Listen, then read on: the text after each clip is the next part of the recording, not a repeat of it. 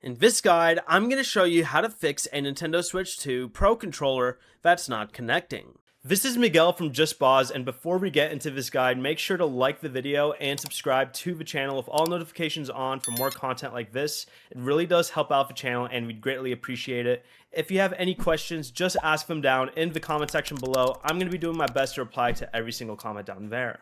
First, from the home menu, go ahead and select controllers right here, and then select change grip/order. On the Pro controller, press and hold the sync button for at least 1 second, and then press the L and R buttons at the same time to connect it. If it still won't connect, press the sync button once to reset the controller, then press another button such as A to turn it back on, and then try pairing again. You can also pair it with a cable.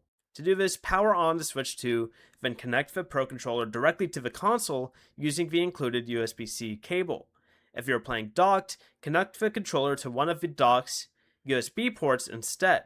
Finally, another fix you can try is going to your system settings, going down to controllers and accessories, and then selecting update controllers to install any available controller update.